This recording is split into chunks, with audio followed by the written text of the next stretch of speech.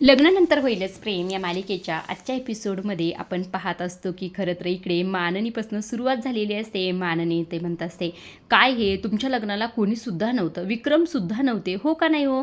तेव्हा विक्रम म्हणतात, हो म्हणजे काय वसुताई, मी तर रम्या आणि विजयसाठी गिफ्टसुद्धा घेऊन आलेलो आहे. नाही पण हा आहेर त्यांना तेव्हाच मिळेल जेव्हा ते दोघं विधिवत पद्धतीने लग्न करतील असं म्हटल्यानंतर खरं या तिघांना फार मोठा धक्का बसलेला असतो बरं का. तेव्हा वसू म्हणते, काय? तेव्हा पार्थ म्हणतो, हां खरंच. तेव्हा रम्या म्हणते, लग्न? तेव्हा लगेच काव्या म्हणते, हो लग्न. अगं तुम्ही जेव्हा लग्न केलं तेव्हा आम्ही कोणीच नव्हतो, त्यामुळे पुन्हा एकदा सागर संगीत होऊन जाऊ दे. मी तुझ्यासाठी हारसुद्धा आणलेत बघ हे, असं म्हटल्यानंतर रम्याला तर फार मोठा धक्का बसतो बरं का. तेव्हा इकडनं नंदिनीसुद्धा लगेच म्हणते, मी तुझ्यासाठी खरं तर अक्षदासुद्धा बनवून आणलेल्या आहेत. आता नंदिनीचं बोलणं होतंय का नाही, तर इकडनं पारसुद्धा म्हणतो, मी तुझ्यासाठी मंगळसूत्र आणलं, तुझ्या नावाचं मंगळसूत्र माझ्या हातात, असंही ते पार्थनी म्हटल्याबरोबर जीवासुद्धा म्हणतो, आणि मी तुझ्यासाठी अंतरपाठ आणलाय. आता जीवाचं बोलणं झाल्याबरोबर मिथून काका म्हणतात, की अंतरपाठ मी धरणार. तेव्हा विक्रम म्हणतात, बघ सगळी काही तयारी झालेली आहे. मात्र इकडे रम्या आणि वसूचा पारा चढलेला असतो. तेव्हा इथे रम्या म्हणत असते, हा काय वेडेपणा? तेव्हा वसूसुद्धा म्हणते, नाहीतर काय काय मूर्खपणा लावलाय तुम्ही सगळ्यांनी, आणि लग्न लावण्यासाठी खरं तरी ते गुरुजींची गरज असते. गुरुजी आहेत का इथे? असं म्हटल्या, जिथे कमी तिथे आम्ही, असं म्हणत गुरुजींनी अशी मस्त अशी एंट्री केलेली आहे. म्हणजे करेक्ट टायमिंगला गुरुजी एंट्री झालेली आहे.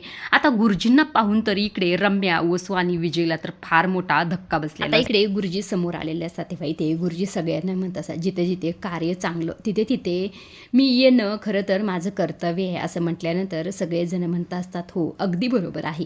आता इथे माननी म्हणत असते, गुरुजी मुहूर्त तर आहे ना चांगला? तेव्हा इथे गुरुजी म्हणत असतात, आजचा संपूर्ण दिवस शुभ आहे, तेव्हा कार्य होऊन जाऊ दे. आता गुरुजींनी असं म्हटल्यानंतर रम्या आणि वसूला टेन्शन आलेलं असतं. मात्र देशमुख फॅमिली फार एन्जॉय करत असते हे सगळं काही. तेव्हा इथे पार्थ म्हणत असतो, कार्य हे घरचं. तेव्हा जीवा म्हणतो, अरे होऊन जाऊ दे की मग खर्च, असंही ते म्हटलेलं असतो. मात्र इकडे वसूचा पारा चढलेला असतो. ती विक्रमला म्हणत असते, विक्रम अरे हे सगळं काही अचानक काय चाललंय तुमचं सगळ्यांचं? असं म्हटल्यानंतर विक्रम, ताई असं काय करतेस? तूच तर नेहमी म्हणायचीस ना खरं तर तुझ्या मुलीची आम्हाला काळजीच नाही, तिची आम्ही किंमतच करत नाही. बघ तुझ्या मुलीलाच खरं तर तू स्वतःची किंमत नाही, म्हणूनच तिने कोर्टात वगैरे लग्न केले बघ बरं.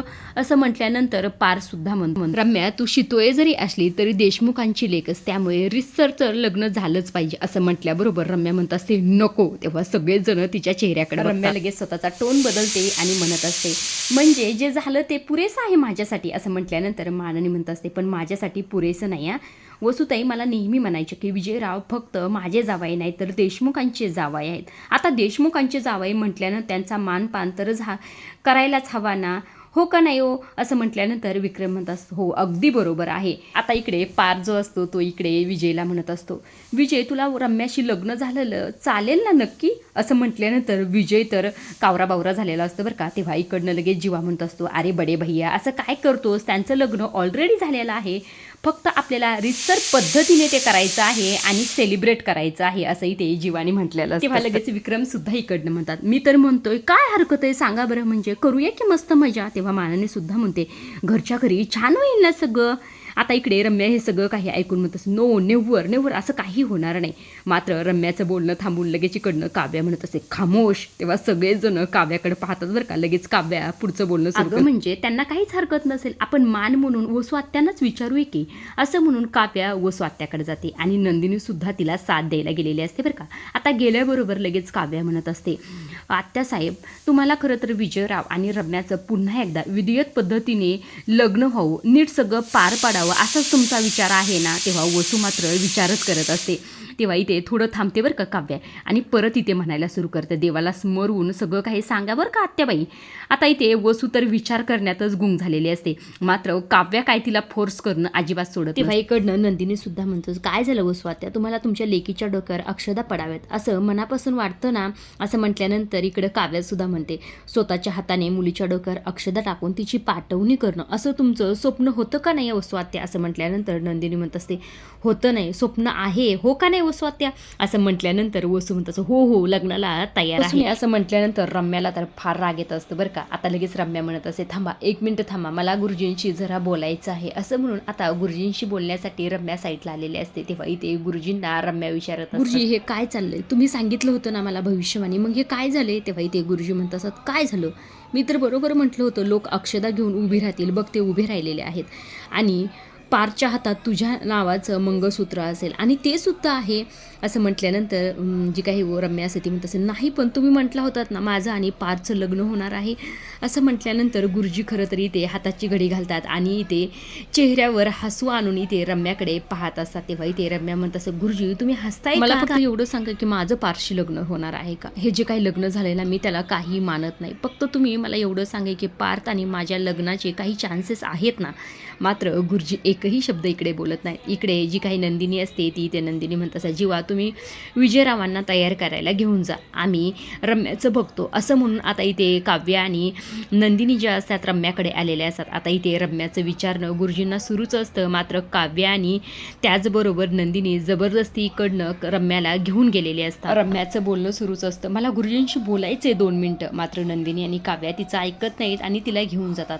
इकडे विजयला सुद्धा जीवा आणि पार तयार करण्यासाठी घेऊन गेलेले असतात. आता इकडे माननी वसूकडे जाते म्हणत असते की वसूताई तुम्हाला आता बरं वाटतंय ना, सगळं काही चांगलं झालं ना तुमच्या लेकीचं असं म्हटल्यानंतर वसू म्हणत असते हो हो सगळं काही चांगलं झालं. माननी तिथून निघून जाते. मात्र वसूला टेन्शन आलेलं असतं. ती म्हणत असते मी होकार कसा दिला, आता खरं ही रम्या मला सोडणार नाही, देवा तूच वाचव रे असं इथे वसू स्वतःच्या मनाशी म्हणत असते. आता इकडे जी काही नंदिनी आणि काव्य असतात इथे रम्याला रेडी करत असतात. तेव्हा इथे काव्य म्हणत असते आमची नवरी कसली सुंदर दिसते ना. तेव्हा काव्य असं सुद्धा म्हणते नको बाई नजर लागायची आपलीच असं म्हणून आता स्वतःचं काजळ तिला इथे लावत असते बरं का.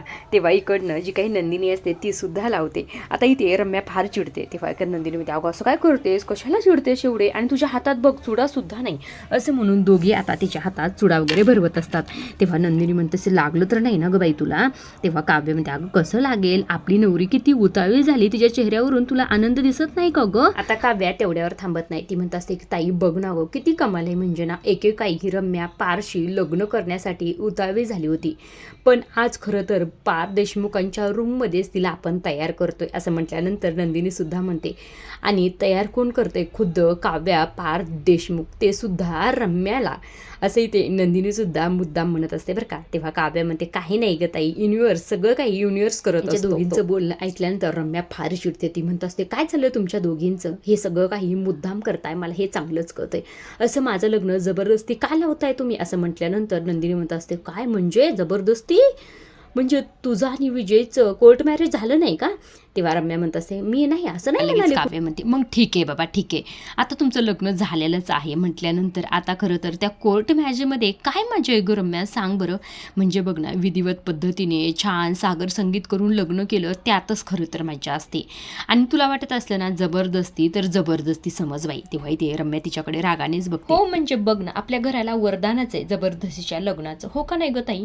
तेव्हा इथे नंदिनी म्हणत असते हां म्हणजे हो की तसंच की अगदी, माझा आणि काव्याचंच बघ ना पहिलं लग्न जबरदस्तीनेच झालं होतं, पण मग नंतर आम्हाला कळलं की आमच्या हाती काय सोनं लागले. तेव्हा काव्य इथे रम्याला म्हणत असते तुझ्याही हाती लागेल सोनं विजयरावाच्या रूपात, ताई विजयराव चांगलेत ना गं. तेव्हा इथे नंदिनी म्हणत असते हां मग खूप छानच. आता इथे लगेच नंदिनी म्हणत असते चला आता सगळं काही झाले फायनल स्टेप असं म्हणून मंडळी हातात घेते आणि रम्याच्या डोक्याला बांधत असते आणि लग्नानंतर होईलच प्रेम असं गाणं म्हणत जो मंडळी खरं तर बांधत असते. तुला लागलं तर नाही ना गं, सॉरी असं म्हणून आता तिला मंडळी बांधते. तेव्हा दोघी तिचं कौतुक करत असतात काय नवरी आमची गोड दिसती, चला बरं एक सेल्फी काढूया असं म्हणून आता इथे ह्या तिघी सेल्फी काढत असतात. तेव्हा इथे काव्या म्हणत असते छान काढ बरं का सेल्फी, हा मला पोस्ट करायचं आहे, आणि त्याखाली कॅप्शन काय लिहिणार माहितीये का, देशमुखांच्या घरात रम्याची वरात, हो का नाही ग रम्या असं म्हटल्यानंतर रम्या तोंड वाकडं करत असते. ह्या तिघी आता सेल्फी काढतात. रम्याचा चेहरा तर बघण्यासारखा झालेला असतो. मात्र काव्य आणि नंदिनीने कसं बसं का होईना ते रम्याला लग्नासाठी रेडी केलेलं असतं. आता इकडे दुसऱ्या बाजूला जो काही विजय असतो तो इथे त्याच्या सरजीशी बोलत असतो बरं का. आता तो इथे म्हणत असतो त्या देशमुखांनी उलटाच गेम केलाय सरजी, मला खरं तर त्या रम्याबरोबर खरोखरच ते लग्न करायला भाग पाडतात. नाही मला काही फरक पडत नाही या गोष्टीचा, पण माझ्या स्वतःच्या खरं तर काही कमेंटमेंट आहेत. तुम्हाला तर माहिती आहे प्रेम लग्न माझ्यासाठी किती मॅटर करतं. त्या दोन व्यक्तीला जर अद्दल घडवायची असेल आणि देशमुखांचा विश्वास संपादन करायचं असेल तर मला हे लग्न करायलाच हवं. ध्येयासाठी काही पण असं म्हणून आता इथे फोन ठेवला जातो. फोन ठेवून मागवून पाहतो तरी इकडे जीवा आणि पार्थ आलेले असतात. ते लगेच आल्याबरोबर म्हणत असतात कळलं आम्हाला सगळं. तेव्हा इथे विजय म्हणत असतो काय. तेव्हा विजय थोडा घाबरलेला असतो बरं का. तेव्हा लगेच पार्थ म्हणत असतो रम्याशी लग्न करतोस म्हणून घाबरला वगैरेच का काय. तेव्हा इकडे खरं विजयाला कळलेलं असतं की ह्यांनी काही ऐकलेलं नाही. तेव्हा इथे जो काही जीवा असतो तो सुजयराव खरं तर लग्न करणं सोपं असतं पण निभावणं फार कठीण असतं बरं का. पण तुम्ही टेन्शन घेऊ नका. तुम्ही या घरचे झहर जावई आहेत त्यामुळे आम्ही तेवढ्या स्टिप तुम्हाला देऊतच. चला बरं आता तयारी करायला. असं म्हटल्यानंतर विजय म्हणत असं माझं मी तयार होतो. मात्र हे दोघं अजिबात ऐकत नाहीत आणि त्याला तयारी करण्यासाठी घेऊन जातात त्याच्या रूममध्ये. त्याला कुर्ता वगैरे जबरदस्ती घालत असतात. जे काही इथे हार वगैरे असतो तो सगळा काही इथे घालून झाल्यानंतर परफ्यूम वगैरे सुद्धा त्याला इथे मारत असतात बरं का. आणि शेवटी त्याच्या हातात पावडर सुद्धा इथे लावण्यासाठी दिलेलं असतं. इथे विजय म्हणत असतो हे सगळं काही मला काही करायचं नाही आणि हे परफ्यूम एवढे लावण्याची कोणती पद्धत आहे. तेव्हा अरे जीवा म्हणत असतो अरे असं काय करताय विजयराव. माणसांना खूप घाम येतो त्यासाठी लागत असतो. त्यामुळे तुम्ही टेन्शन घेऊ नका. हे पावडर लावा चला गोरे चकाड दिसतात. मग नवरदेव शोभला पाहिजे ना. तिकडे नवरी तुमची वाट बघत असेल. असं म्हणून आता इथे विजयला फार हे दोघं त्रास देत असतात बरं का. तितक्यातच खरं या विजयच्या सर्जीचा फोन आलेला असतो. त्याच्या हातात पावडर असतं त्यामुळे त्याला उचलता येत नसतो. तेव्हा इथे पार्थ म्हणत असतो मी ना फोन उचलतो स्पीकरवर ठेवतो तू बोला. तेव्हा विजय घाबरतो म्हणत असं नाही खरं तर माझं लग्न आहे त्यामुळे मी बिझनेसचे अजिबात कॉल अटेंड करणार नाही. विजय असं म्हटल्याबरोबर पार्थ म्हणत असतो तुम्हाला चांगलीच लग्नाची घाई झाली आहे नवरदेवांना. चला चला नवरी तुमची वाट बघत असताना असं म्हणून विजयला तयार करून इथे खाली आणलेलं असतं आणि सगळेच जण इथे आलेले असतात. गुरुजी त्यांचे मंगलाष्टक म्हणत असतात. सगळेजण त्यांच्या अंगावर अक्षदा टाकत असतात. मात्र रम्याच्या डोळ्यात पाणी असतं. रम्याला खरं तर विजयसोबत लग्न करायचं नव्हतं. तिला फक्त पारशी लग्न करायचं होतं. मात्र तिच्याच मूर्खपणामुळे तिचं लग्न आज सगळ्यांसमोर इथे होत आहे. आता इकडे खरं तर जीवानंदिनी काव्या पार सगळेजण खुश असतात कारण की त्यांनी जे काही मिशन हाती घेतलेलं असतं ते इथे पूर्ण झालेले मंगलाष्टक वगैरे झालेले असतात. आता वेळ असते ती म्हणजे हार घालण्याची. मात्र रम्या आणि विजय हार घालायला काय तयार नसतात. तेव्हा इकडनं जी काही काव्य असते ती म्हणत असते काय नवी नवरी इतकी काय लाजतेस गं. अगं घाल की विजयरावांच्या गळ्यात हार घाल प्लीज. ओस्वात्या तुम्हीच सांगा बाई. असं म्हटल्यानंतर ओस्वाता रम्याकडे जाते आणि म्हणत असते रम्या बाळा असं काय करतेस घाल की विजयरावांना हार. आता इथे रम्या पुढे मार्गच नसतो त्यामुळे कसा बसा इथे रम्या विजयच्या गळ्यात तो हार घालते. सगळ्यांनी त्यांच्यासाठी टाळ्या वाजवलेल्या असतात. आता विजय बी तसाच उभा असतो. तेव्हा इकडनं पार्थ म्हणत असतो विजयराव घाला की हार कशाची वाट बघताय. असं म्हणून आता जबरदस्ती विजय सुद्धा इथे रम्याच्या गळ्यात हार घालतो. आता विजयला सुद्धा रम्यासोबत लग्न करायचं नाही असं वाटत आहे बरं का. आजच्या पुरतं एवढंच. अशा डेली मालिकेच्या अपडेट जर जाणून घ्यायचे असतील तर आपल्या चॅनलला जरूर सबस्क्राईब करा. आणि शेवटी रम्याचं लग्न झालं बरं का. धन्यवाद.